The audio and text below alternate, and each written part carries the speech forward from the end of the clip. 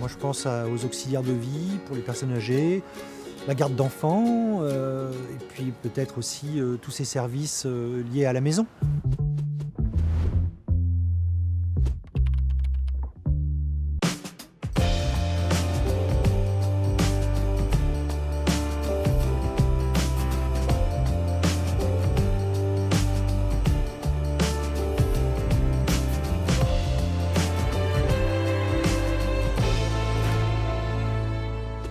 La garde d'enfants, et puis peut-être aussi tous ces services liés à la maison.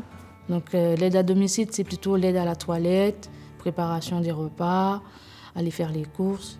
Et les autres filles, c'est de l'aide ménagère, c'est vraiment faire du ménage chez les clients. Et je fais appel à une aide ménagère en particulier, donc voilà. Évidemment, c'est une professionnelle, ils sont formés pour. Maintenant, après, c'est vrai qu'en fonction des besoins, encore une fois, ça va être plus orienté soit sur les vitres une fois toutes les 2 semaines, ou plus sur tel ou tel autre endroit de la maison. Ouais. Toute l'année, on fait passer des formations pour évoluer. Lors de leur première intervention chez le client, je les accompagne. Du coup, je peux faire 3 accompagnements.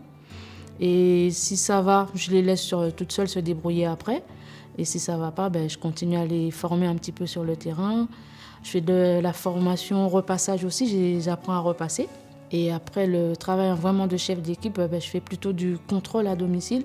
Et je fais des contrôles qualité physique qu'on appelle. Donc du coup, après 1 an de prestation chez le client, je vais voir vraiment ce qui se passe. Je pose des questions au client, comment ça s'est déroulé toute l'année. En l'occurrence, comme il s'agit d'aide ménagère, il s'agit de travail dans sa sphère privée, il s'agit de son chez-soi. Donc j'ai trouvé que c'était quand même bien de passer par une entreprise. Et en plus, en termes de financier, on va dire, vous pouvez bénéficier d'un crédit d'impôt, donc je m'y retrouve, quoi. Les gens ne savent pas, mais il y a des réductions d'impôts. Pour les personnes âgées, il y a des prises en charge. Il y a ceux qui ne connaissent pas, il y a le PAD de l'ANI.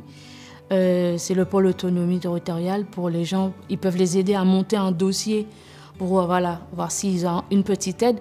Parce que financièrement, ils ne pourront pas tout payer, mais avec cette aide-là, ça peut les aider à payer les prestations. Moi, je ne suis pas sur place quand elle travaille, donc elle a un jeu de clés, et en fonction de ce qu'elle a fait, elle me tient compte du travail qui a été effectué. Du coup, moi, ça me permet en rentrant de me dire, la prochaine fois, on va plutôt faire ci ou ça.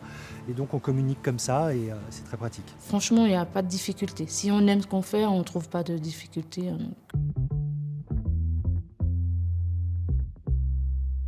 Donc, j'étais femme de chambre dans un petit hôtel. J'ai dit, je vais le faire. Je me suis inscrite un petit peu partout avec des CV, des lettres de motivation. J'ai fait aide ménagère, assistance de vie et garde d'enfants. Donc, ce que je peux conseiller aux jeunes, c'est aller vers ce métier-là.